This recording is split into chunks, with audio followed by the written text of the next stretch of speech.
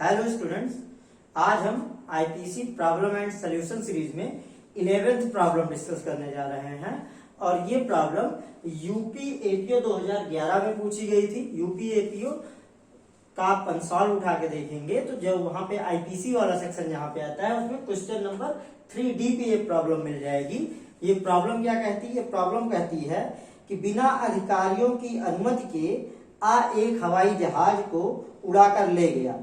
दूसरे दिन उसने उक्त जहाज को यथास्थान पर रख दिया। ने यदि कोई अपराध किया है तो वह कौन सा? मतलब एक पर्सन है जो एक बी एरोप्लेन है जो कि एयरपोर्ट अथॉरिटीज के पोजीशन में है, उसको बिना अथॉरिटीज की अनुमति के उड़ा करके ले जाता है और दूसरे दिन लाके उसी जगह पे खड़ा कर देता है। क्या ए ने कोई अपराध किया? इंग्लिश में कहें तो a person without the authority of without the permission of the authorities drives an aeroplane to the another place and next day he puts that aeroplane on that place। Aeroplane को लेकर के उड़ गया और अगले दिन वो लाके उसी जगह पे फिर से एरोप्लेन को खड़ा कर देता है। तो क्या ए ने कोई अपराध किया? और अपराध किया तो कौन सा अपराध किया?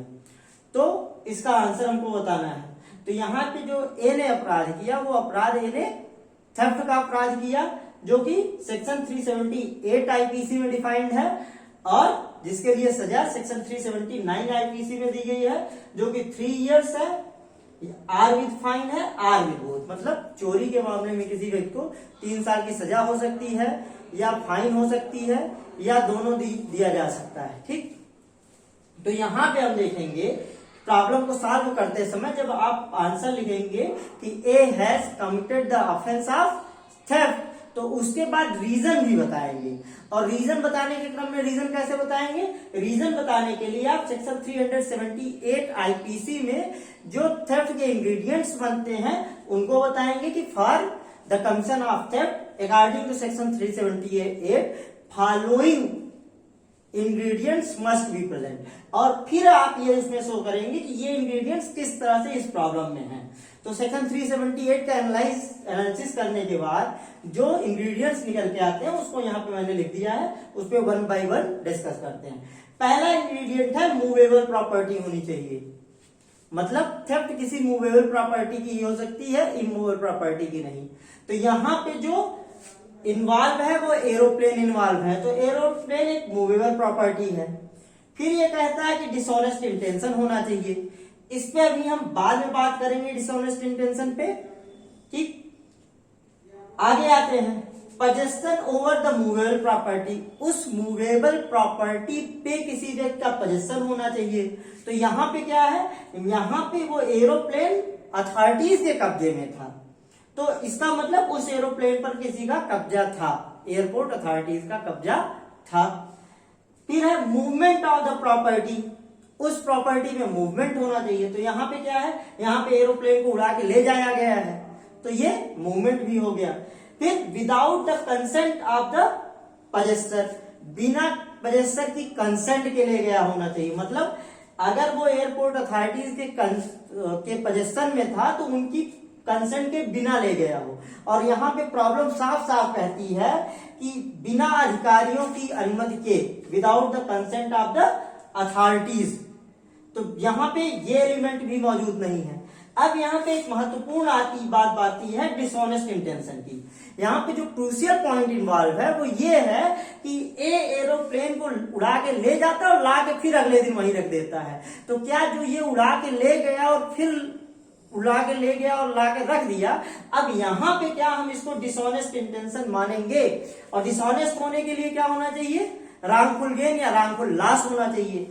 तो रॉन्गफुल गेन या रॉन्गफुल लॉस हुआ कि नहीं? अब क्रूशियल पॉइंट यहाँ पे ये आ जाता है कि क्या इस मामले में रॉन्गफुल गेन या रॉन्गफुल लॉस हो रहा है कि नहीं। किसको? अथॉरिटी को रॉन्गफुल लॉस होना चाहिए और इस व्यक्ति को रॉन्गफुल गेन होना चाहिए। तो इस पॉइंट पे लैंडमार्क केस है केएल मेहरा वर्सेस स्टेट 1957 का केस है, जिसमें ये कहा गया कि temporary deprivation of property also amounts to wrongful loss. मतलब अगर किसी व्यक्ति को उसकी प्रॉपर्टी से टेम्परेरीली वंचित कर दिया जाता है, मतलब अस्थायी तौर पे भी वंचित कर दिया जाता है, टेम्परेरीली भी डिप्राइव कर दिया जाता है, तो ये wrongful लॉस की श्रेणी में आएगा। मतलब ये हुआ कि एरोप्लेन लेके उड़ गया, कभी लौटा ही नहीं, एक स्थिति ये हो गई। यहां पे क्या हुआ, यहां पे परमानेंट डिप्राइवेशन हो गया, तो ये तो क्लियरली wrongful लॉस है। लेकिन इस प्रॉब्लम में क्या हुआ, इस प्रॉब्लम में ये हुआ कि वो लेके गया और कुछ देर बाद, जैसे ये कहता है अगले दिन, या मान लीजिए कोई भी आदमी किसी का सामान लेके जाता है बिना उसकी कंसेंट के और कुछ देर बाद फिर से लाकर वहीं पे रख देता है, तो उस स्थिति में क्या होगा। तो उस स्थिति में ये के.एन. मेहरा में कहा गया कि even temporary deprivation amounts to wrongful loss. अगर किसी व्यक्ति को अस्थायी तौर पे भी उसकी प्रॉपर्टी से उसकी कंसेंट के बिना वंचित किया जाता है, इसको wrongful लॉस माना जाएगा और ये थेफ्ट में आएगा।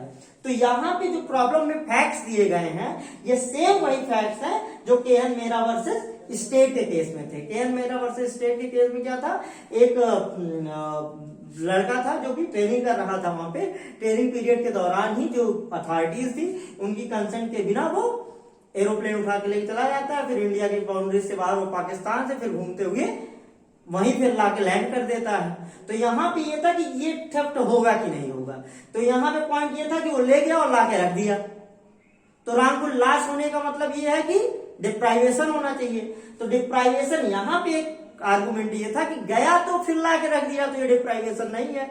लेकिन जो कोर्ट ने हेल्ड किया, उसमें कोर्ट ने हेल्ड किया कि यहाँ पे परमानेंट डिप्राइवेशन नहीं है, लेकिन टेम्परेरी डिप्राइवेशन है, कुछ देर के लिए तो अथॉरिटीज के कब्जे से बाहर उसको ले ही जाया गया, तो ये टेम्परेरी डिप्राइवेशन है। और temporary deprivation also amount to wrongful loss. तो इसलिए उस युवक को, जिसने भी जो भी एरोप्लेन को लेके गया था, उसको थेफ्ट के लिए लायबल ठहराया गया। तो आप ये इंग्रेडिएंट्स गिना देंगे सेक्शन 378 के, मूवेबल प्रॉपर्टी बता देंगे, एरोप्लेन है मूवेबल प्रॉपर्टी है, डिसऑनेस्ट इंटेंशन होने के लिए wrongful गेन या wrongful लॉस होना चाहिए। के.एन. मेहरा में कह दिया गया even temporary deprivation also amount to wrongful loss, तो डिसऑनेस्ट इंटेंशन हो गया। Possession over the movable property, ये अथॉरिटीज के कब्जे में जहाज था ही, ठीक। मूवमेंट ऑफ द प्रॉपर्टी, उड़ा के ले गया, मूवमेंट है ही। फिर क्या आता है, without the consent of the possessor, जो एयरपोर्ट अथॉरिटीज थी उनके कंसेंट के बिना ले गया, तो without the consent of the possessor है। तो सेक्शन 378 के सारे इंग्रेडिएंट्स इस पे अप्लाई हो जाते हैं, तो इसलिए ये थेफ्ट बन जाता है, जो कि 378 में डिफाइंड है, और पनिशमेंट 379 में मिलेगा, जो कि 3 साल की सजा है, या जुर्माना हो सकता है या दोनों हो सकता है। तो ये आज का हमारा जो प्रॉब्लम एंड सोल्यूशन सीरीज की 11th प्रॉब्लम है, ये कंप्लीट हुई। आपको हमारा लेक्चर कैसा लगा, इसको कमेंट बॉक्स में जरूर बताइए। आपको अगर किसी पर्टिकुलर टॉपिक पे कोई प्रॉब्लम है तो उसको भी आप कमेंट बॉक्स में पूछ सकते हैं। हम प्रयास करेंगे कि किसी लेक्चर में जब भी सुटेबल हो हम उसका आंसर दे देंगे, या कमेंट बॉक्स में हम आपको रिप्लाई कर सकते हैं। और पसंद आया है तो लाइक कीजिए, अन्य लोगों के साथ शेयर भी कीजिए, और अगर आपने सब्सक्राइब नहीं किया तो सब्सक्राइब कीजिए। मिलते हैं अगली किसी एक प्रॉब्लम के साथ। Thank you.